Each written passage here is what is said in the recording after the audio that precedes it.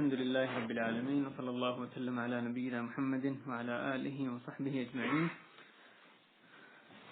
أما بعد، اللہ مالک نے جو ہمارا رب ہے وہی برحق ہے، اور اللہ تعالیٰ نے آسمان و زمین کو حق کے ساتھ پیدا فرمایا، اس نے اپنی کتاب کو حق کے ساتھ نازل فرمایا. وَيُرِيدُ اللَّهُ أَن يُحِقَّ الْحَقَّ بِكَلِمَاتِهِ، اور اللہ تعالیٰ کا یہ ارادہ ہے کہ وہ اپنے فرامین کے ذریعے حق کو ثابت فرما دے. وَيَقْطَعَ دَابِرَ الْكَافِرِينَ، اور کافروں کی جڑیں کاٹ کے رکھتے. اور اللہ تعالیٰ نے اپنے نبی صلی اللہ علیہ وسلم کو بھی حق کی پیروی ہی کا حکم دیا، اور ان کو یہ حکم دیا گیا کہ الحق من ربک فلا تکونن من الممترین. نبی صلی اللہ علیہ وسلم کو مخاطب کر کے کہا گیا کہ حق آپ کے رب ہی کی طرف سے ہے، بس آپ شک کرنے والوں میں سے نہ ہو جائیں. حق وہی ہے جو اللہ نے نازل فرمایا، اور اللہ تعالیٰ نے حق کو باطل کے ساتھ خلط ملط کرنے سے منع فرمایا. وَلَا تَلْبِسُوا الْحَقَّ بِالْبَاطِلِ وَتَكْتُمُوا الْحَقَّ وَأَنْتُمْ تَعْلَمُونَ، کہ تم حق کو باطل کے ساتھ خلط ملط نہ کرو اور حق کو مت چھپاؤ حالانکہ تم جانتے ہو. اور اس طرح سے اللہ تعالیٰ نے جو مختلف مثالیں قرآن میں بیان کی وہ بھی برحق بیان کی، اور اپنے رسولوں کو انبیاء کو معجزات دے کے بھیجا تاکہ حق جو ہے وہ لوگوں کے سامنے واضح ہو جائے. فوقع الحق وبطل ما كانوا يعملون، یہ فرعون کے قصے میں، موسیٰ علیہ السلام کے قصے میں، جب ان کے جو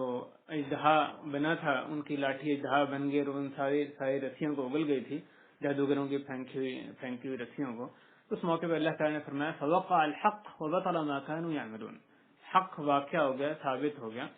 اور جو کچھ وہ فرعون کے جادوگر کر رہے تھے اس کا باطل ہونا وہ باطل ٹھہرا.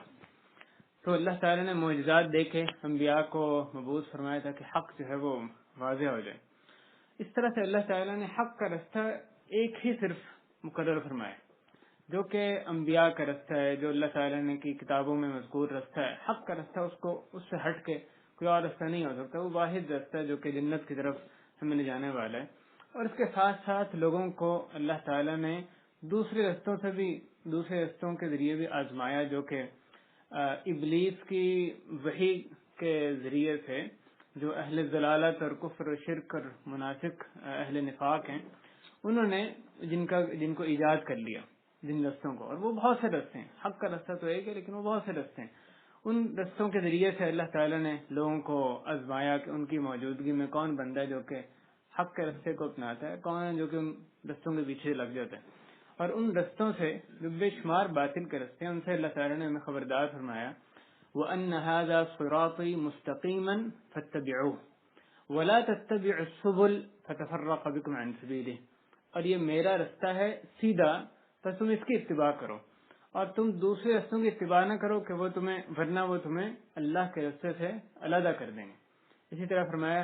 قل یہ اس آیت میں غور کریں گے، اللہ تعالیٰ نے جو اپنا رستہ ہے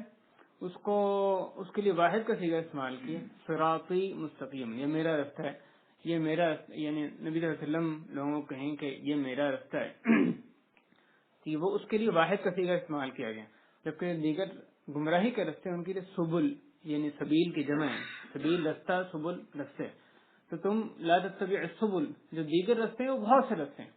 اللہ تک پہنچنے کا ایک ہی رستہ ہے، حق کا رستہ ایک رستہ ہے، صراط ایک مفرد کا صیغہ ہے. یہ میرے رستے کی پیروی کرو، اس کی اتباع کرو، اور دیگر جو بہت سے رستے ہیں ان کی اتباع نہ کرو ورنہ ان میں سے کسی کے پیچھے بھی تم لگ گئے تو اللہ کے رستے سے تمہیں علیحدہ کر دیں گے. تو اللہ تعالیٰ نے ان سے منع فرمایا، جیسے حدیث میں آتا ہے کہ جو دیگر رستے ہیں ہر رستے کے اوپر شیطان کھڑا ہے جو کہ لوگوں کو اس کی طرف بلاتا ہے کہ ادھر اس رستے کی طرف آؤ، اس رستے کی طرف آؤ. ساری زندگی انسان کو شیاطین جو ہیں وہ گمراہی کے رستوں کی طرف بلاتے رہتے ہیں، اور انسان نے ان سے اپنے آپ کو بچا کے جو دنیان کا صحیح رستہ ہے، برحق رستہ، اسی پر ہی اپنے آپ کو چلانا ہے. اگر اللہ تعالیٰ یہ چاہتا کہ سارے لوگوں کو حق پر ہی چلائے تو اللہ تعالیٰ کر سکتا تھا، سارے لوگ حق پر چلیں، کوئی یعنی باطل کا نام کی کوئی چیز ہی دنیا میں نہ ہوتی اور نتیجہ یہ ہوتا کہ سارے لوگ جنت میں چلے جاتے. لیکن اللہ تعالیٰ کی اپنی حکمت کے تحت مشیت یہ تھی کہ وہ لوگوں کو آزمائے اور ان کو اختیار دے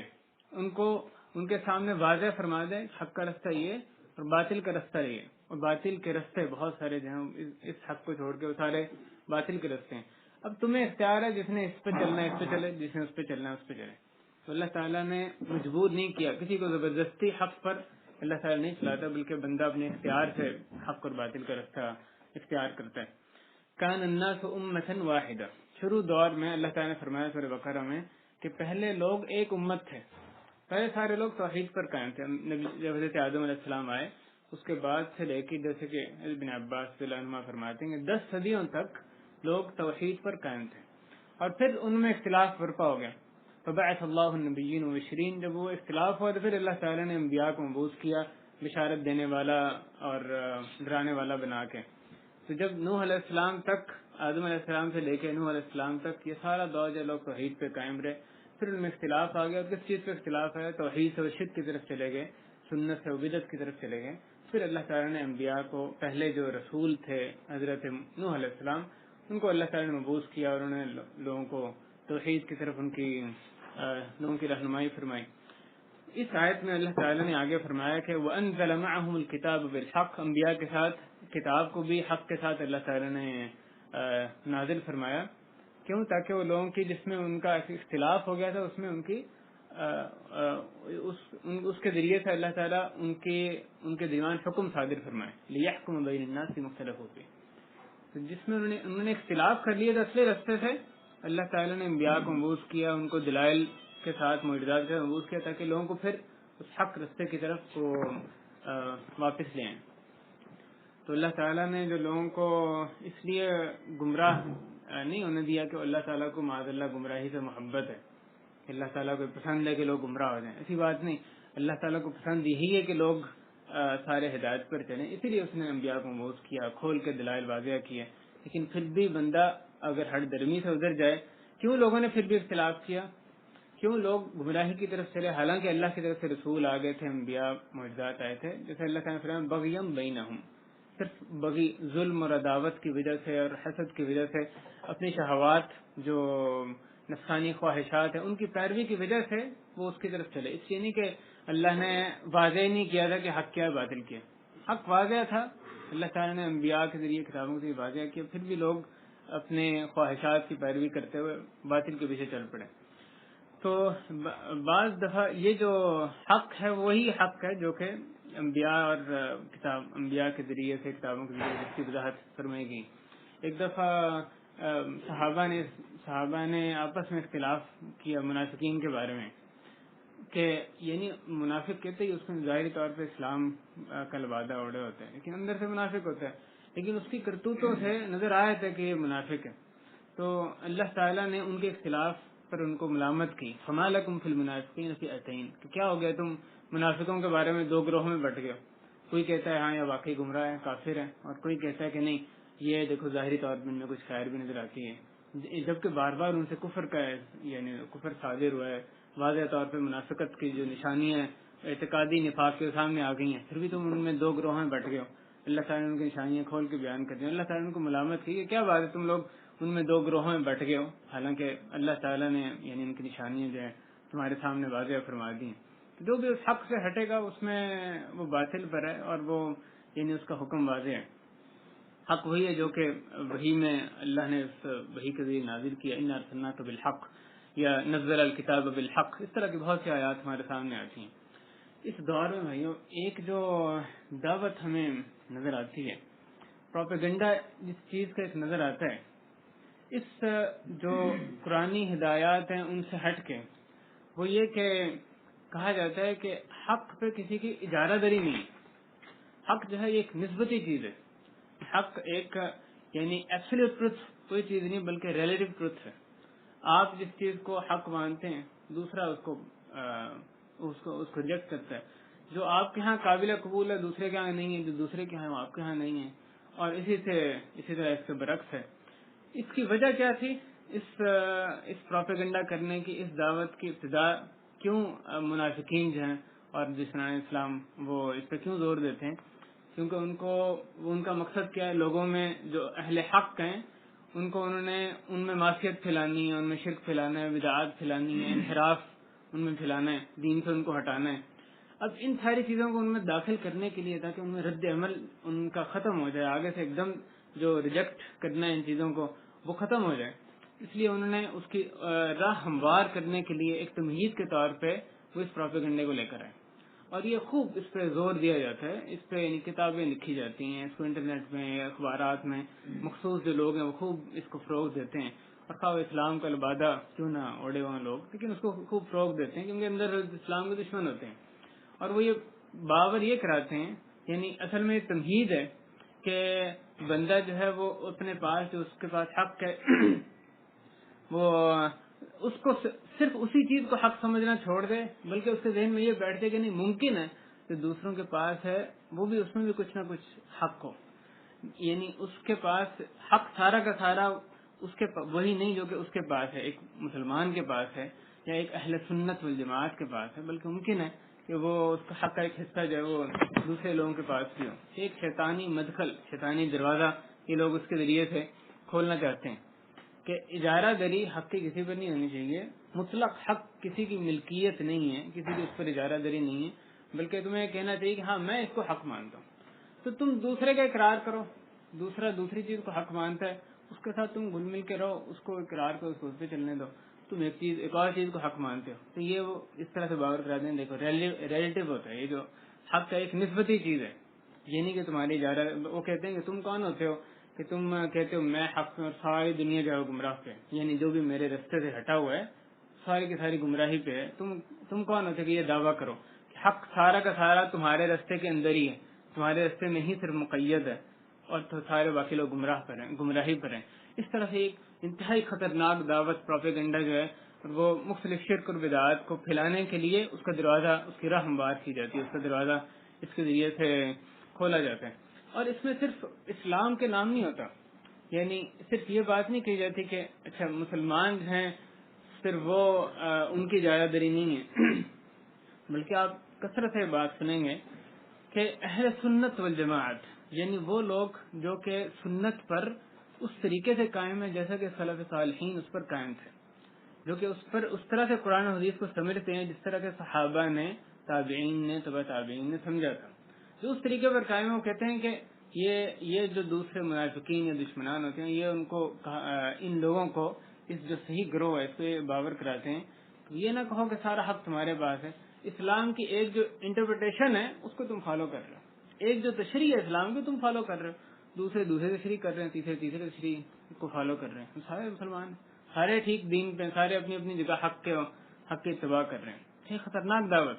یعنی انسان کو اپنے دین میں ایسے شک میں ڈال دیں اور اس طرح سے باطل کا اقرار کرنے پر اس کو یعنی اندر سے اکسایا جاتا ہے، اس کو مجبور کیا جاتا ہے، اس کے ذہن کو آمادہ کیا جاتا ہے کہ باطل کو جو انکار کرنا ہے، اس کے خلاف اٹھنا ہے، جدوجہد کرنا ہے، اس کو چھوڑ دے، اپنے دین پہ رہے. اور بلکہ اس آیت کو بھی یہاں پہ وہ لوگ حوالہ دیتے ہیں. اور آپ جانتے ہیں یہ جو اسلام کے خلاف لوگ کام کرتے ہیں یہ اس طرح سے اسلام کو اسٹڈی کرتے ہیں کہ کہاں آیات حدیث کے ظاہری معنی کو اصل میں جس کے لیے وہ نازل ہوئیں یا کہیں گئی باتیں اس سے ہٹ کے دوسرے معنی کے لیے اپنی خبیث مقاصد کے لیے کہاں وہ استعمال کر سکتے ہیں. اس مقصد کے لیے وہ یہ استعمال کرتے ہیں کہ لکم دینکم ولی دین، کیونکہ ان کو کہو کہ ٹھیک ہے تم اپنے دین پہ رہو، ہم اپنے دین پہ رہتے ہیں،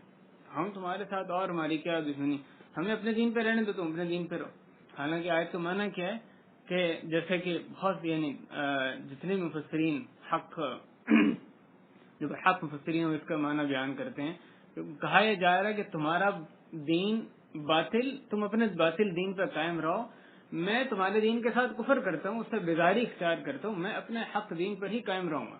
تمہارا اپنے باطل دین پر جو اصرار کرنا ہے، اس پر ڈٹے رہنا ہے، جمے رہنا ہے، وہ مجھے اپنے حق دین سے برحق دین سے ہٹا نہیں سکتا. یہ اصل میں اعلان برات ہے، مشرکین سے، کفار سے اعلان برات ہے. جیسے کہ سورت کو جب رسول کریم صلی اللہ علیہ وسلم نے رات کو سونے سے پہلے اس کو پڑھنے کی تاکید فرمائی تو آپ نے کہا کہ اس کو سونے سے پہلے پڑھا کرو فَإِنَّهَا بَرَاءَةٌ مِّنَ الشِّرْكِ، کیونکہ اس میں شرک سے برات کا اعلان ہے. تو اصل میں آخری آیت جو ہے اس میں شرک سے برات کا، پوری صورت ہی وہی ہے، اسی تناظر میں ہی آ رہی ہے، شرک سے برات کا اعلان ہے. یہ نہیں کہا جا رہا کہ اچھا تمہارا دین تم اپنے پہ قائم رہو، مجھے کوئی مسئلہ نہیں، یعنی میں اس کا اقرار کرتا ہوں، تمہارے دین پر رہتے ہوئے میں اس کا اقرار کرتا ہوں تمہارے طریقے، اور میں اپنے دین پر قائم، یہ نہیں کہا جا رہا. لیکن یہ لوگ، یہ ان کی خواصت ہوتی ہے کہ قرآن آیات کو چاہے وہ شروع دور سے آج تک ایک خاص معنی ہی مفسرین اس کو بتا رہے ہیں، صحابہ نے اس کو ایک خاص طرح سمجھاؤ، لیکن ان کا مقصد تو اس آیت کے ذریعے سے لوگوں کو گمراہ کرنا ہوتا ہے، ایک شرعی دلیل پکڑنا ہوتا ہے اپنی گمراہی کو پھیلانے کے لیے، تو اس آیت کو بھی وہ اس کے لیے استعمال کرتے ہیں۔ بعض شعراء اور ادیب جو لکھنے والے، وہ جو اس سوچ کو اپنانے والے ہیں، وہ اس طرح سے مختلف دینوں کو ڈسکرائب کرتے ہیں کہ آخر میں کہتے ہیں کہ میرا دین کیا ہے، یہ نہیں کہ میرا دین حق ہے، جو حق ہے میں اس کی پیروی کرتا ہوں، بلکہ میرا دین محبت ہے، میں محبت کو بطور دین اپناتا ہوں۔ اور ان میں یا یہ کہ وہ ایک اور دین کی کوئی ایجاد کریں گے جس کو انسانیت کا نام دیں گے، انسانیت، ہمارا دین انسانیت، تو کہتے ہیں کہ اس چیز کے، اس لوگوں کے تحت رہتے ہوئے، انسانیت، ہیومینٹی، اس کے تحت رہتے ہوئے آپ سارے اکٹھے رہ سکتے ہیں، یعنی دوسرے جو یہودی، نصرانی، مجوسی، بوذی، جو سارے جو ہندو، جو جن میں آپس میں 180 ڈگری کا انقراض ہے، کوئی آپس مطابقت کہیں سے ہے ہی نہیں، لیکن وہ کہتے ہیں انسانیت، ایک انسانیت کا دائرہ متعین کر سکتے ہیں، سارے اس کے تحت رہتے ہوئے آپس میں محبت کے ساتھ، الفت اور کے ساتھ رہ سکتے ہیں، ایک دوسرے پہ کوئی انکار نہ کریں، آپس میں محبت کے ساتھ وہ بھائی چارے کے ساتھ رہیں۔ یہ نہ یہ کہ یعنی جو اسلام کا الولاء والبراء کا جو کانسیپٹ ہے، جو ظاہر ہے ایک عقیدے کی بنیاد ہے، دوستی دشمنی، مسلمان سے دوستی، جو غیر مسلمان ہے، غیر مسلم ہے، اس سے دشمنی، یہ سیدھا سیدھا ہمارا یعنی عقیدے کی ایک بنیاد ہے، تو اس سے بھی وہ ہمیں اس کے ذریعے سے پیچھے ہٹانے کی کوشش کرتے ہیں۔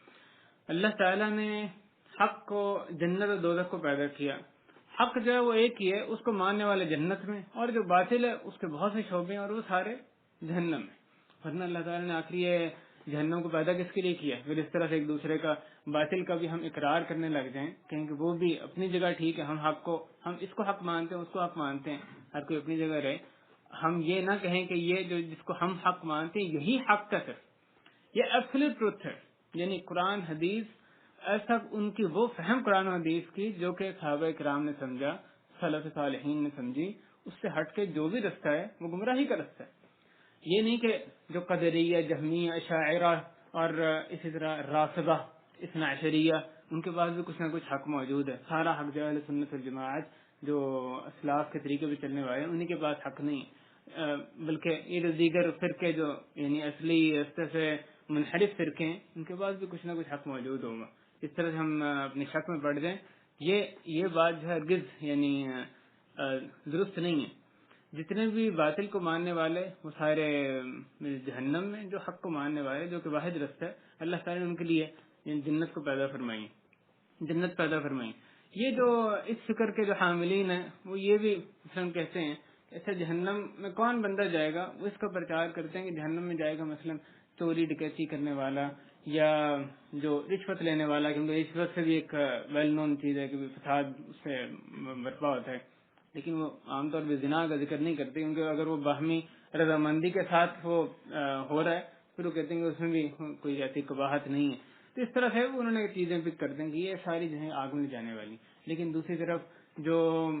غیر اللہ کی پوجا کرنے والا، جو دو یعنی جو تین کو ایک میں اور ایک کو تین میں جیسے نصارہ قرار دیتے ہیں وہ کرنے والا، یا عزیر کو جو اللہ کا بیٹا کہنے والا ہے، یا اس طرح کے جتنے وہ بہت سے جو ایک گائے کی صورت میں جو اپنے یعنی خدا کو کی پرستش کرنے والا ہے، اس طرح کے جو بھی شرک کے کام کرنے والے ہیں ان کا وہ یہاں پہ ذکر نہیں کرتے، کیونکہ ان کا کھل کے انکار کرنا، صراحت کے ساتھ ان کے سامنے جدوجہد کرنا ان کے خلاف، یہ کہتے ہیں یہ اس سے نہیں بچ کے رہنا چاہیے، بلکہ اس کا نتیجہ آخر میں کیا ہوتا ہے کہ جو حضرت ابوبکر رضی اللہ تعالیٰ عنہ تھے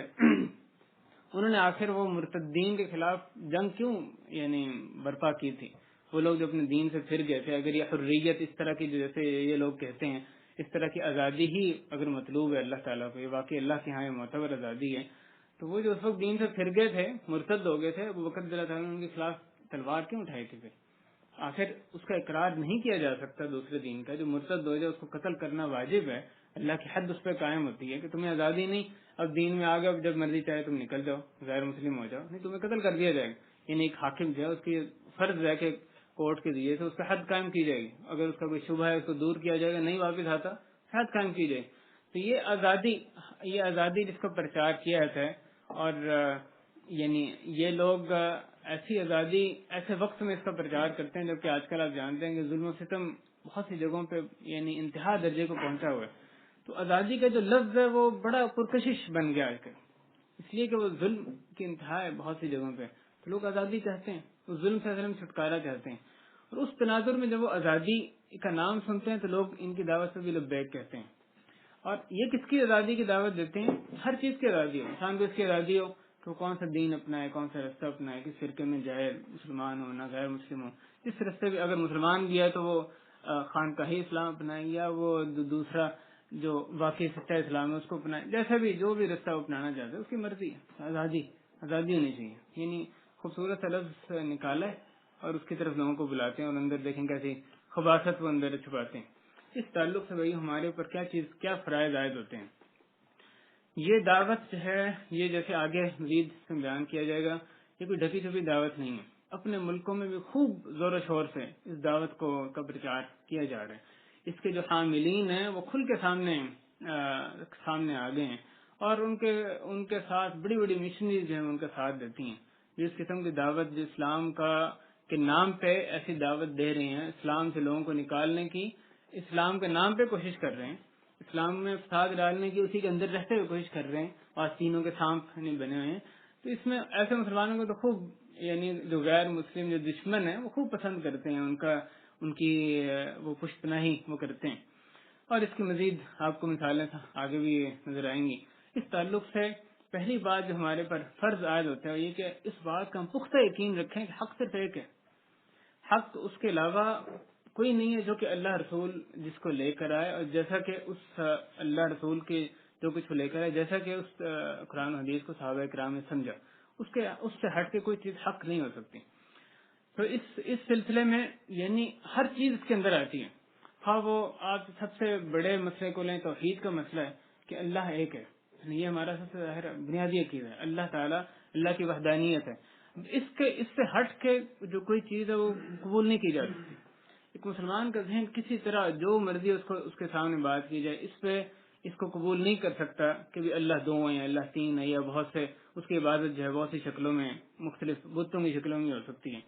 جیسے اللہ تعالیٰ نے فرمایا قل لو كان معه آلهة الا الله لفسدتا، کہہ دیجیے کہ اگر اس کے ساتھ اللہ تعالیٰ کے ساتھ کوئی اور بھی معبود ہوتا لفسدتا تو وہ دونوں برباد ہوئے تھے. ہر ایک اپنی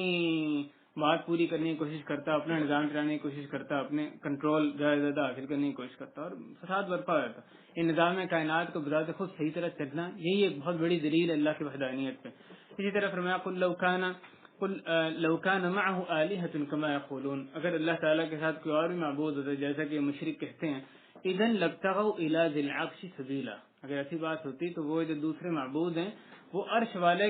کی طرف پہنچنے کا رستہ تلاش کرتے. سبحانہ وتعالی عما یقولون علوا کبیرا، کہ وہ ذات پاک ہے اور جو لوگ کچھ مشرکین اس کی طرف منسوب کرتے ہیں اسے بہت زنتر ہے. یہ نشانیاں واضح ہیں، یعنی کائنات میں بھی اس کی نشانیاں واضح ہیں کہ اللہ تعالیٰ واحد. اب اس بات میں یہ ایک ایسا حق ہے جس میں کوئی دو رائے قابل قبول نہیں. اب کوئی اس کے خلاف کچھ بھی عقیدہ اپناتا ہے اس پہ کوئی بحث نہیں ہو سکتی.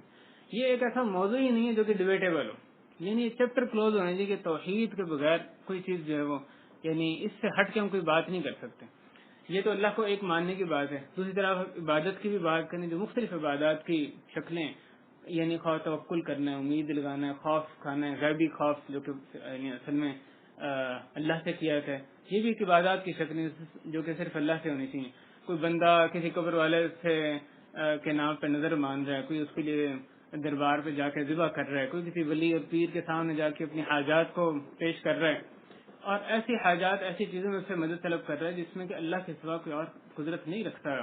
مدد کرنے پہ. جیسے کہ اولاد سے نوازنا ہے، کوئی مشکلات کو دور کرنا ہے، کوئی یعنی مریض کو شفا یاب کرنا ہے. اور آپ جانتے ہیں کہ لاکھوں نہیں کروڑوں لوگ جو ہیں وہ وہاں پہ جاتے ہیں، درگاہوں پہ جاتے ہیں اور وہ خانقاہوں پہ جا کے وہ اپنے ماتھے ٹیک رہے ہوتے ہیں اور ان کے سامنے کیا کیا کچھ نہیں کرتے. کیا کون سی عبادت کی شکل ہے جو ان کے سامنے نہیں کرتے. حتیٰ کہ یعنی سجدے بھی وہاں پر کیے جاتے ہیں، دعائیں مانگی جاتی ہیں، ان کے سامنے رویا جاتا ہے، گڑ گڑایا جاتا ہے اور یعنی ایسے بلینک چیکس ان کو دیے جاتے ہیں. ایسی عقیدت ہے لوگوں کو وہاں پہ ان خانقاہوں کے ساتھ، ان مجاوروں کے ساتھ جو کہ اتنے بڑے جو ہیں وہ یعنی طاغوت وہ بنے بیٹھے ہیں. تو ایسی چیزوں میں یہ کوئی اختلافی مسائل نہیں ہے. اس چیز میں بالکل واضح بات ہونی چاہیے کہ یہ جو خواہ وہ اپنے اس کا نام کوئی زید ہے، کوئی عمر ہے، کوئی عبداللہ، عبد الرحمان ہے، لیکن اگر وہ غیر اللہ کی عبادت کر رہا ہے، وہ شرک اکبر کر رہا ہے، دوسرے کے سامنے ماتھا ٹیک رہا ہے، دوسرے کے سامنے پاس جا کے ہاتھ اٹھا کے اس سے دعائیں کر رہا ہے، چاہے وہ پیر ہے، فقیر ہے، جتنا بھی پہنچا ہوا ہے، جو کچھ بھی ہوا ہے، لیکن اگر وہ ایسا کر رہا ہے تو وہ مسلمان نہیں ہے. اس کا نام جو بھی ہے، وہ کہتا ہو اللہ ایک ہے، مطلب قرآن کو مانتے ہیں، جو بھی کہتا ہے، اگر وہ ایسا کام کر رہا ہے تو وہ جہنمی آدمی ہے اور ہمیشہ کے لیے جہنم میں رہنے والا ہے. اس میں کوئی شک نہیں ہونا چاہیے. یہ ہمارے یعنی عقیدے کی بنیاد ہے. توحید ربوبیت، توحید الوہیت. اللہ کے لیے جو چیزیں خاص ہیں، جو شخص اس کے علاوہ ان کو دوسروں کے لیے صرف کرتا ہے وہ مشرک ہے. اس کا معنی نہیں کہ ہم کسی ایک آدمی پر بعین ہی اس پر جہنمی ہونے کا یعنی حکم لگائیں، لیکن یہ جو ایک عام حکم ہے یہ ہمارے سامنے واضح ہونا چاہیے. یعنی جیسے اللہ تعالیٰ نے فرمایا کہ جو مشرک ہے اللہ تعالیٰ اس کی کبھی مغفرت نہیں کریں گے، جنت اس پہ حرام کر دی گئی، تو ہم کہتے ہیں کہ جس نے شرک کیا اس پہ جنت حرام ہے. اب یہ کوئی بیان ہی ایک فرد ہے، ہمیں نہیں معلوم کہ ممکن ہے اس نے مرنے سے پہلے توبہ کر دی ہو، اس کی یعنی توبہ قبول ہو گئی ہو، اس پہ حکم لگانا ایک علیحدہ بات ہے. تو یہ کام جو علماء کے لیے چھوڑ دینا چاہیے. لیکن اصولی طور پر ایک جو آدمی، جو اتنے کروڑوں مسلمان جو یہ کام کر رہے ہیں، کیا وہ اسلام کے دائرے میں رہتے ہیں؟ نہیں رہتے، اس لیے کہ وہ ایک ایسا کام کر رہے ہیں شرک اکبر ہے، توحید کے سراسر منافی ہے. ایک اللہ کی عبادت کرنے کے ساتھ ساتھ وہ دوسروں کی عبادت کر رہے ہیں، اس لیے وہ اسلام سے خارج. تو یہ ایسی اچھی چیز ہے جس پہ کوئی ڈبیٹ نہیں ہونی چاہیے. اس میں یہ نہیں کہا کہ آپ ایک انٹرپریٹیشن کو فالو کر رہے ہیں، آپ وہابی کو یا فلاں جو انٹرپریٹیشن اس کو فالو کر رہے ہیں، دوسرے جو ہے کسی اور اسلام کی ایک صورت ہے اس کو مان رہے ہیں. بلکہ حق وہ ہے جس کو ہم مانتے ہیں، توحید، اور دوسری چیز شرک ہے جو کہ باطل ہے. اس پہ ہمیں پختہ یقین ہونا چاہیے. اسی طرح بھائی اس سے ہٹ کے بھی توحید اور عبادت یعنی عقیدے سے ہٹ کے جو بھی ایسی چیزیں جن پر اجماع قائم ہے شروع دور سے آج تک کے دور تک، جو معتبر علماء ہیں جنہوں نے ایسے مسائل جن پر کبھی اختلاف کیا ہی نہیں ہے، ان پر اختلاف کرنا جائز نہیں، اور ان پہ کسی قسم کی ڈبیٹ جو لے دے وہ قابل قبول نہیں. جیسے مثلا شراب کا مسئلہ ہے، شراب کیا پینا پلانا، اس میں کوئی کسی طرح کی جو کنٹریبیوشن کرنا جائز ہے کہ نہیں؟ حرام ہے، قرآن نص سے حرام ہے، اور اس کے قرآن کے علاوہ اجماع ہے اس پر، یعنی شروع دور سے آج تک کسی نے اس پہ اختلاف نہیں کیا، جس پہ کوئی بحث نہیں ہو سکتی. شراب کا مسئلہ کلوز چیپٹر ہونا چاہیے. اسی طرح سود کا مسئلہ ہے، خواہ اس وقت اس میں جو مبتلا لوگ ہیں بہت ان کی تعداد زیادہ ہے، لیکن اس بات پر اجماع ہے شروع دور سے آج تک کہ سود کا جو کھلانا ہے اس کا کھانا، اس کا کھلانا، اس کی کتابت کرنا، اس کے پر گواہ بننا، ہر قسم کی چیز وہ کرنے والا وہ ملعون ہے، اور یہ یعنی حرام چیز ہے. اس لیے اس پر کوئی بحث نہیں ہونی چاہیے کہ سود خواہ کی تھوڑی شرح زیادہ شرح جو بھی ہے، سود کی جو یعنی صورتیں تمام کی تمام وہ حرام ہے. یہ ایک اجماعی مسئلہ ہے. اسی طرح مثلا زیادہ بیویوں سے شادی کرنے کا مسئلہ ہے، کیسے اس کو اٹھایا جاتا ہے، کس طرح یعنی بعض صاحب کو نظر آتا ہے کہ یہ بھی ایک اختلافی مسئلہ بن گیا، حالانکہ یہ اجماعی مسئلہ ہے. اس پہ کسی نے اختلاف کیا ہی نہیں کہ ایک سادہ بیویاں شادی کرنا کیا جائز ہے کہ نہیں جائز. کوئی بات نہیں ہونی چاہیے، جائز ہے. اللہ تعالیٰ نے 4 تک اجازت دی ہے. یہ لگا بات ہے جو بھی ان کے حقوق کو پورے کرنا، اس کے حالات کو دیکھنا، لیکن اصولی طور پہ ایک سادہ شادی کرنا مرد کے لیے جائز ہے کہ نہیں جائز؟ جائز ہے، اور یہ قرآن نص سے ثابت ہے، اس پر مسلمانوں کا اجماع ہے. لہٰذا اس مسئلے میں کوئی بحث نہیں ہونی چاہیے. یہ اجماعی مسائل ہیں. اس طرح کے بہت سے اور مسائل ہیں، اور آپ کو یہ نظر آئے گا کہ یہ لوگ جو اس طرح کی دعوت دیتے ہیں جس کا پہلے ذکر کیا، وہ اس بات پہ بھی یعنی تانا بازی کرتے ہیں کہ آپ لوگوں نے قطعیات کا جو دائرہ ہے، یعنی وہ چیزیں جن کو ہم کہتے ہیں قطعی چیزیں، ان پہ ہم بات کر ہی نہیں سکتے، بحث مباحثے کی گنجائش ہی نہیں. جو قطعی چیزیں ہیں اس کا دائرہ و کہتے ہیں بہت وسیع کر لیا. اصل میں قطعیات بہت تھوڑی سی ہیں، ان سے بڑھ کے باقی ساری جو ہیں وہ اختلافی چیزیں. حالانکہ جو قطعی چیزیں مسلمانوں کے پاس موجود ہیں، جن پر اجماع علماء کا یعنی مسلمانوں کا قائم ہے، شروع دور سے صحابہ سے آج تک قائم ہو، ہم کیسے اس پہ دوسری رائے کو قبول کریں؟ کیسے اس میں کسی اور کی دلیل سننے کو بھی گوارا کریں؟ اس لیے سن سکتے ہیں، اس پہ رد کرنا ہے. اس لیے نہیں کہ ہم اپنی ہمیں اس کا امکان ہو کہ شاید ہم غلط ہوں، کیونکہ ہمارے نزدیک قطعی چیزیں. جب وہ مامون کے دور میں کتنا خلق قرآن ہوا تھا اور کتنا بڑا وہ کتنا برپا ہو گیا تھا، ایک وہ دور تھا جبکہ یعنی مسلمانوں نے اس کے خلاف جو ہے وہ اہل سنت کے اس بات پر اجماع تھا کہ شروع دور سے جو بھی لوگ تھے وہ یعنی کہ جو قرآن ہے وہ مخلوق نہیں ہے، یہ ایک اجماعی مسئلہ تھا، اس پہ کسی نے کبھی بات کی ہی نہیں تھی، نہ صحابی نہ تابعین نہ تابع تابعین، حتیٰ کہ وہ یونان کی جو مختلف فلسفے کی کتابیں تھیں ان کا ترجمہ ہونا شروع ہوا، اور وہ کتابوں کے ایسے لوگوں کا اس کی طرف توجہ ہو گئی تھی بعض لوگوں کی کہ اس ترجمہ کرنے والے کو اس کتاب کا وزن کر کے اس وزن کے جو برابر چھوڑنا اس کو اجرت میں دیا جاتا تھا، ترجمہ کرنے کا اتنا زیادہ اس کو اجرت دی جاتی تھی۔ ان کتابوں کا جب ترجمہ اور لوگ اس کو پڑھنے لگے، ان باطل نظریات کی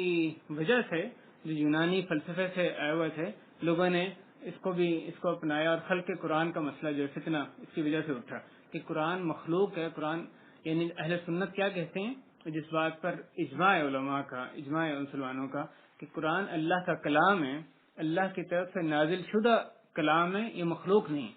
اور اس وقت یہ یونانی فلسفے کے ترجمے کی وجہ سے یہ مسلمانوں میں بات آ گئی، حتیٰ کہ جو اس وقت کا خلیفہ تھا سلطان مأمون، اس نے اس کو اپنا لیا، اور پھر زور طاقت اس نے سارے لوگوں کو اس قول کو اپنانے پر یعنی مجبور کیا، اور پھر کتنے لوگ اس میں قتل ہوئے، کتنے ہی کو جیل میں ڈالا گیا، کتنوں پہ عرصہ حیات تنگ کیا گیا، بیت المال سے جن کو عطیات دیے جاتے تھے کتنوں کے عطیات اس کی وجہ سے روک لیے گئے کیونکہ وہ خلق قرآن کے قائل نہیں تھے۔ اور اللہ تعالیٰ نے مسلمانوں کو ثابت قدم فرمایا، امام احمد اور بویسی اور محمد بن نوح اور اس طرح کے دیگر جو علماء تھے، دعات تھے، طلبہ علم تھے، جنہوں نے کہ اس مشکل دور میں جو ہے وہ ثابت قدمی کا مظاہرہ کیا، اور حتیٰ کہ مسلمانوں کو اللہ تعالیٰ نے اس آزمائش سے جو ہے وہ نکال دیا۔ تو یہ اب کیا یہ کہا جائے گا کہ ایک خلق قرآن کا مسئلہ ایک اختلافی مسئلہ ہے؟ ہرگز نہیں، ایک اجماعی مسئلہ ہے، اس پہ کوئی دوسری رائے قابل قبول ہے ہی نہیں۔ یہ ایک اجماعی مسئلہ ہے کہ خلق قرآن مخلوق نہیں، قرآن اللہ کا نازل شدہ کلام ہے، اللہ کا کلام ہے کیونکہ اس نے کلام کیا اور اللہ اس کی طرف سے نازل شدہ ہے۔ یہ ایک اور یعنی مثال ہے، حجاب کی مثال لیں، جس کو کہ بہت زیادہ شد و مت سے آج کل یعنی بیان کیا جاتا ہے۔ حجاب اگر آپ اس بعض جو اس کے پہلو اس کو چھوڑ دیں کہ خاص شرائط کے ساتھ جو چہرے کا پردہ ہے عورت کے، یعنی اس نے زینت اختیار نہیں کی ہوئی اور فتنے کا اندیشہ نہ ہو، تو کیا اس کو ڈھانپنا اس صورت میں واجب ہے کہ مستحب ہے؟ اس ایک چیز کو آپ چھوڑ دیں اگر، تو حجاب کا عمومی طور پہ جو حکم ہے اس پر علماء کا اجماع ہے کہ حجاب کرنا یعنی واجب ہے، فرض ہے عورت پر۔ اب یہ جو کوئی نیوز کاسٹر آتی ہے، کوئی فنکار آتی ہے، کوئی اداکارہ آتی ہے، مختلف رول پہ پلے کر رہے ہوتے ہیں، یا کوئی عورت جو اس کے علاوہ بھی میڈیا کے علاوہ بھی اپنے بال کھول کے نکلتی ہے، زیب و زینت کا بلا کسی اشد ضرورت کے اظہار کرتی ہے، اب یہ وہ ایک ایسے مسئلے کی مخالفت کر رہی ہے جس پہ کہ امت کا اجماع ہے۔ کسی نے اس پہ اختلاف نہیں کیا کہ عورت کا بالوں کو غیر محرم کے سامنے ظاہر کرنا یہ حرام ہے،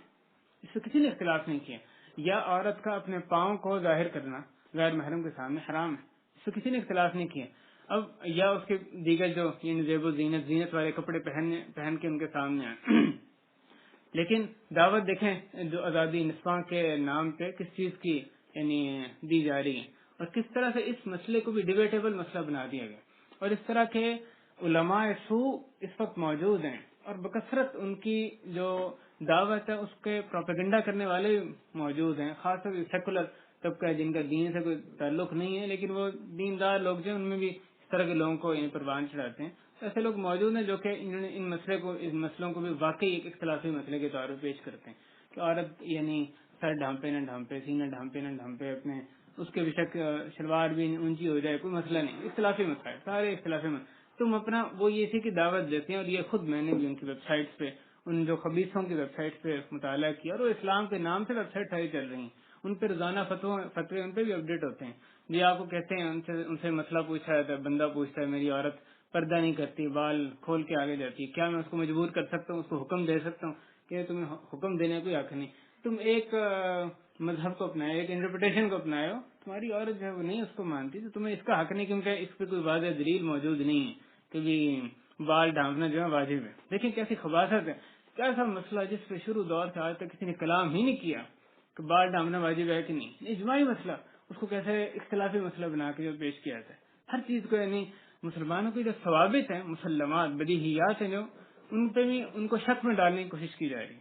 اور یہ خوب فتنہ جو ہے اس کو برپا کرنے کی کوشش کی جاتی ہے۔ اس کے ایک دفعہ جو آپ سے متزلزل ہو جائیں یہ چیزیں جو ہیں وہ یہ اساس بنیاد ہل جائے مسلمان کی، تو پھر وہ جو مرضی آپ میں داخل کریں، ہر چیز میں ایک دفعہ ہل گئی بنیاد تو پھر وہ آپ کے جو یعنی اٹیک کرنا ان کے لیے بہت آسان ہے. آپ کو دین سے ہٹانا، اپنے جال میں پھنسانا ان اہل بدعت یا اہل جو گمراہ لوگ ہیں ان کے لیے بہت آسان ہو جاتا ہے. گھروں میں ٹکنے کا مثلا مسئلہ ہے، گھروں میں ٹک کے وقرنا فی بیوتکن، کیا یہ کوئی اختلافی مسئلہ ہے؟ تو عورت کو گھر میں ٹک کے رہنا چاہیے. اللہ نے حکم دیا اور ساری امت کا اجماع. ٹھیک ہے، حدیث میں اجازت دی گئی اذن لکن ان تخرجن لحوائجکن، تم عورتوں کو اجازت دی گئی تم اپنی حاجات ضرورت پوری کرنے کے لیے گھر سے نکل سکتی ہے. تو عورت گھر سے نکلتی ہے، صلہ رحمی کے لیے نکلتی ہے، کوئی کام سے نکلتی ہے، کچھ خریدنے کے لیے نکلتی ہے اور پھر واپس آتی ہے. قرار اصل میں گھر میں پکڑتی ہیں. اب یہ کوئی اختلافی مسئلہ نہیں، لیکن کیسے اس پہ بھی اس کو تانا بازی کا یعنی نشانہ بنایا جاتا ہے. میڈیا میں ٹاک شوز میں بھی اس کو لے کر آتے ہیں لوگ. عورت کے تعلق سے تو اتنے مسائل ہیں جن کو کہ یعنی اجماعی مسائل جن کو تانا بازی تضحیک کا نشانہ بناتے ہیں. ایک کہنے والے نے اپنی ویب سائٹ میں لکھا کہ یہ لوگ فتویٰ دیتے ہیں کہ عورت کے لیے بغیر اجازت کے اپنے گھر سے نکلنا جائز نہیں ہے، اور یہ ایک اجماعی مسئلہ ہے. آپ کے علم میں ہوگا کہ یہ اس پہ کسی نے اختلاف نہیں کیا کہ عورت کے لیے بغیر اجازت کے اپنے شوہر کی اجازت کے گھر سے نکلنا جائز نہیں. خواہ ایک عمومی اجازت ہو یا یعنی تفصیلی اجازت ہو، علیحدہ بات. تو وہ کہتا ہے کہ اس کا معنی یہ ہے، دوسرے الفاظ میں یہ لوگ یہ فتویٰ دیتے ہیں کہ جو شادی ہوتی ہے اس سے وہ اصل میں عورت ایک قید خانے میں چلی جاتی ہے، وہ اپنے شوہر کے بعد قید خانے میں بند ہو کے رہتی ہیں. دیکھیں کیسے وہ لکھنے والا بھی ایک یعنی مسلمان ہے، اسلامی ایک ویب سائٹ، اور اس پہ یہ بات جو نشر کی جاتی ہے. کس طرح سے آپ کو ایک ایسا مسئلہ جو کہ اجماعی مسئلہ ہے کیسے اس میں نشک میں ڈالا ہے تو اس کو بھی تضحیک کا نشانہ بنایا جاتا ہے. بھائی ایسے جو مسائل ہیں بہت خطرناک ہوتے ہیں. کوئی عورت مثلا اپنے بال کھول کے نکلتی ہے، اگر وہ اس کی حرمت کی قائل ہے تو وہ ایک معصیت کر رہی ہے. اگر وہ اس کی حرمت کی قائل ہے کہ ایک حرام کام ہے لیکن پھر بھی وہ کام کر رہی ہے ضعف ایمان کی وجہ سے، ایمان کی کمزوری کی وجہ سے، اللہ نے جو عذاب اس کے لیے تیار کر رکھا ہے اس پہ ایمان کمزور ہے اس لیے وہ معصیت کر رہی ہے، تو وہ صرف معصیت کر رہی ہے. لیکن اگر وہ اس کا عقیدہ رکھتی ہے کہ بال کھولنا جائز ہے تو وہ اسلام سے خارج ہے. اور یہ بکثرت علماء نے بیان کیا کہ بھی ایک ایسا مسئلہ جو کہ معلوم من الدین بالضرورہ کو کہتے ہیں، جو کہ لازماً دین میں معلوم ہونے چاہیے، یعنی اجماعی مسائل قطعیات جو ہیں، تو اس میں بندہ جو ہے عقیدہ رکھے کہ نہیں، اس کے خلاف عقیدہ رکھے جو کہ اللہ رسول کا ایسا فرمان جس پہ کہ ساری امت کا اجماع ہو، تو وہ پھر اسلام میں نہیں رہتا، کیونکہ وہ اصل میں اللہ رسول کے حکم کی صرف وہ اس کا انکار کر رہا ہے، اس کی خلاف ورزی کرتا ہے. اس طرح سے اس تعلق سے ہمارے پر جو فرض عائد ہوتا ہے کہ حق کو سمجھیں اس کے دلائل کے ساتھ، اس کو مضبوطی کے ساتھ خود بھی پکڑیں، دوسروں کو اس کی طرف دعوت دیں، اور یہ جو کھل کے اس کا دفاع کریں. یہ ہمارے ایک اختیار نہیں ہے کہ ہم اس کو یعنی دفاع کریں یا نہ کریں. یہ بہت ہی اہم مسئلہ ہے، امت کے دین کا مسئلہ ہے، یہ عفت کا مسئلہ ہے، یہ جو توحید کا عقیدے کا مسئلہ ہے، اس کا دفاع ہم نے نہیں کرنا ہے، کس نے کرنا ہے؟ یعنی وہ منافقین جو ان کو طاقت وسائل ان کو مہیا ہیں سب کو گروہ کار لا کے ہمارے خلاف میدان میں برسر کار ہوں، اور ہم کہیں کہ چیزوں کو چلنے دو، کوئی نہیں، دیکھتے ہیں کیا ہوتا ہے، ہم اپنے صرف ان روزی کمانے میں ہی لگے رہیں. وہ کام بے شک ضروری ہے، لیکن اصلی مقصد دین کا دفاع کرنا، حق کا دفاع کرنا، یہ ہمیں نہیں بھولنا ہے. یہ ہماری ذمہ داری ہے کہ دین میں وہ باتیں جو کہ عقیدے توحید کے تعلق سے ہیں، وہ مسائل جو کہ اجماعی مسائل ہیں جن پر علماء کا اجماع ہے، امت کا اجماع ہے، ان کو کھول کے بیان کیا جائے کہ یہ ہمارے مسلمات ہیں، ثوابت ہیں، ان پہ بات نہیں ہو سکتی. یعنی اس سے ادھر سے ادھر ہونا ہمارے لیے ہم برداشت نہیں کر سکتے، اس پہ کوئی دو رائے قابل قبول نہیں ہے. ایسی چیزیں جو کہ اختلافی مسائل ہیں ان میں بھی اصل میں اللہ کے ہاں ایک ہی حق ہوتا ہے. یعنی جو چیزیں علماء میں معتبر جن میں اختلاف ہوتا ہے، مثلا کیا عورت کو ہاتھ لگانے سے کیا یعنی وضو ٹوٹتا کہ نہیں ٹوٹتا، یہ اختلافی مسئلہ ہے. تو کیونکہ اولا مستم النساء اللہ تعالیٰ نے کہا، اس کی تفسیر میں تشریح میں اس کے اختلاف علماء نے، اس کی فہم میں علماء کا اختلاف ہوا.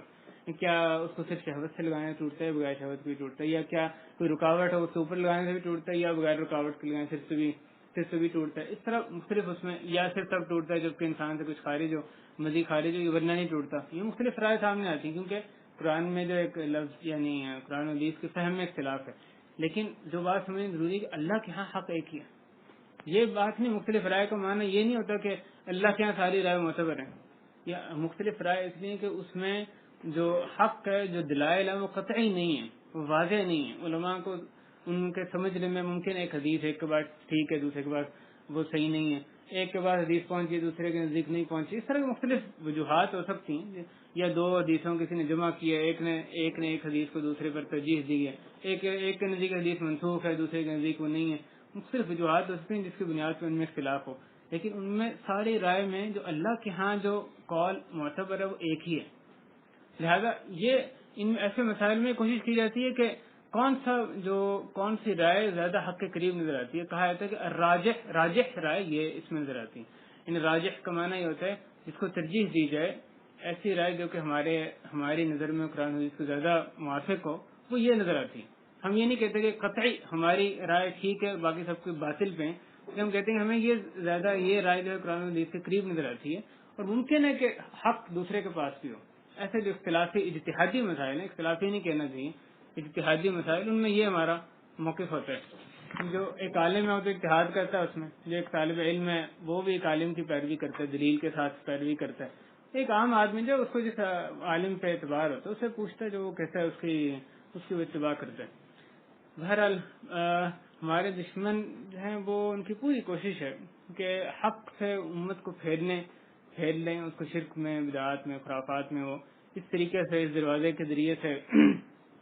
اس کو مبتلا کر دیں. تو ہمارے لیے یہ ممکن نہیں کہ حق کا جو رستہ ہے اس سے ہٹ کے کسی اور رستے کو بھی ہم حق سمجھیں. اسی رستے کو ہی سمجھنا ہے حق جو کہ اللہ رسول نے نازل کیا، اور ان کی صرف اسی تشریح کو حق سمجھنا ہے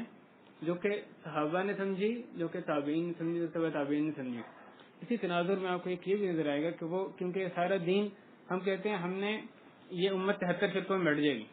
سارے فرقے، کتنے فرقے آگ میں جائیں گے؟ 72. جیسے حدیث میں ہے 72 فرقے آگ میں، ایک فرقہ ان میں سے جنت میں جائے گا. رسول کریم صلی اللہ علیہ وسلم نے یہ اس امت کا حال بیان کیا ہے کہ یہ امت آئندہ اتنے میں بٹے گی. سارے اسلام کا دعویٰ کرنے والے ہوں گے، مسلمانوں کے اندر 73 فرقے بنیں گے، ایک ان میں سے جنت میں جائے گا. کون سا فرقہ ہوگا؟ رسول کریم صلی اللہ علیہ وسلم فرماتے ہیں کہ وہ جو کہ ما انا علیہ واصحابی، اس طریقے پر ہوگے جس پہ کہ میں ہوں اور میرے صحابہ ہیں. تو وہ ایک واحد رستہ برحق ہے. اسلام کا دعویٰ کرنے سے کوئی فرق نہیں پڑتا، واقعی اس کی اتباع کریں پھر ہی کام بنے گا. جیسے رسول کریم صلی اللہ علیہ وسلم نے اور صحابہ کرام نے جس طریقے کو اپنایا وہ طریقہ ہی برحق ہے. یہ جو طریقہ ہے سنت کا صحیح سمجھنے کا طریقہ کون سا ہے؟ جو کہ صحابہ نے سمجھا. تو آپ دیکھیں گے کہ دشمنوں کا ایک طریقہ ایک یہ بھی ہے کہ صحابہ پہ تانا بازی کی جاتی ہے، ان کی شخصیات کی، ان کی تقدیس کم کرنے کی کوشش کی جاتی ہے. یعنی صحابہ کرام وہ صحابی جنہوں نے کہ یعنی مثلا مرتدین کے خلاف جنگ لڑی تھی، انہی کو مرتد قرار دیا جاتا ہے. تو صحابہ کرام کو خوب تانا بازی کا نشانہ بنایا جاتا ہے. ایک دفعہ صحابہ کرام کی جو تقدیس ہے، ان کی جو قدر و منزلت وہ ختم ہو گئی ہمارے ذہنوں سے، تو اسلام بگڑ جائے گا. انہی کے ذریعے سے اسلام پہنچا ہے. اگر ان کا طریقے پر ہی ہم متزلزل ہو گئے کہ صحابی نے کیا، لیکن کیا پتا صحابی تو کچھ بھی کر سکتا ہے. انہیں صحابی کبھی جان بوجھ کے اللہ رسول کی نسبت، اللہ رسول کی طرف جھوٹ کی نسبت نہیں کر سکتا. وہ اللہ رسول کی حیثیت عمومی یعنی عام طور پہ اللہ رسول کی پیروی کرنے والے ہیں. صحابہ کرام افضل ترین لوگ تھے جو کہ اس امت میں اللہ تعالیٰ نے انہیں پیدا فرمائے تھے. ان کے پہ تانا بازی کا مطلب اصل میں اسلام میں تانا بازی ہوتی ہے، اور جس کے ذریعے سے یہ لوگ جو اپنے یعنی مذموم مقاصد حاصل کرنے کی کوشش کرتے ہیں. آخری بات اس تعلق سے،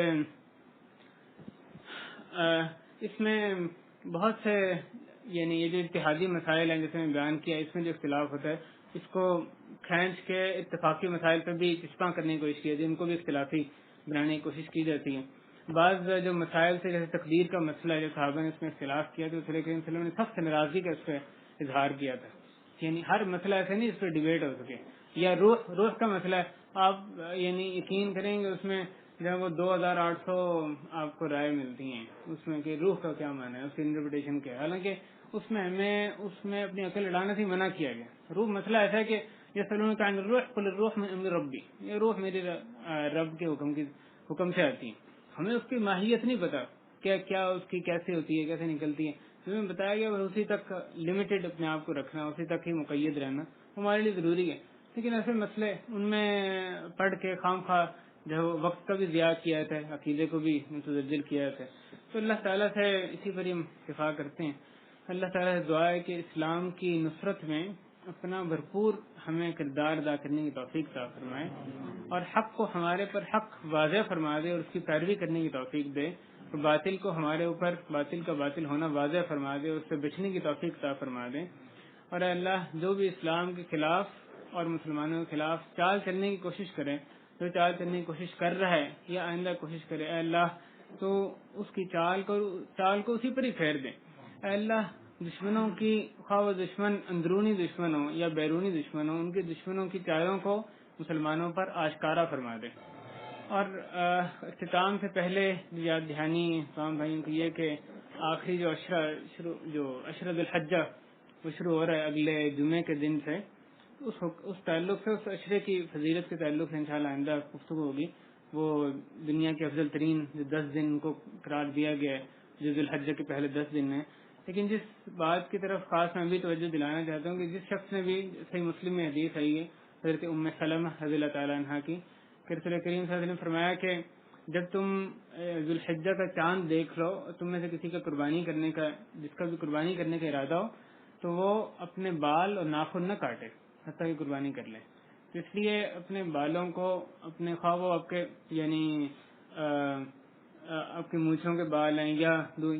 ناخن ہیں، ہاتھ کے ناخن ہیں، پاؤں کے ناخن ہیں، کہیں کے بھی، یا سر کے بال ہیں، آپ نے حجامت کروانی ہے، جو بھی بال یا ناخنوں کو اپنے یعنی درست کرنا ہے، وہ آپ جمعرات کی مغرب سے پہلے کر لیں۔ اگر 29 کا مہینہ ہوا، 29 دنوں کا مہینہ ہوا، تو جمعے کے جو رات ہے، یعنی جمعرات کی اگلی آنے والی رات، اس سے ذی الحجہ جو اس کی ابتدا ہو جائے گی۔ اس وقت سے لے کے جب سے اس کا چاند نظر آ جائے، جب تک بندہ قربانی نہیں کر لیتا، اس کے لیے یہ درست نہیں ہے کہ وہ اپنے بال یا ناخن کسی قدر بھی اس میں سے وہ کاٹے۔ یہ ایک یعنی تنبیہ تھی جو کیونکہ اگلے جمعے سے پہلے ان کی ابتدا ہو جانی ہے۔ صلی اللہ وسلم علی نبینا محمد وعلی آلہ وصحبہ اجمعین۔ سبحان ربک رب العزة عما یصفون وسلام علی المرسلین والحمد للہ رب العالمین، وصلی اللہ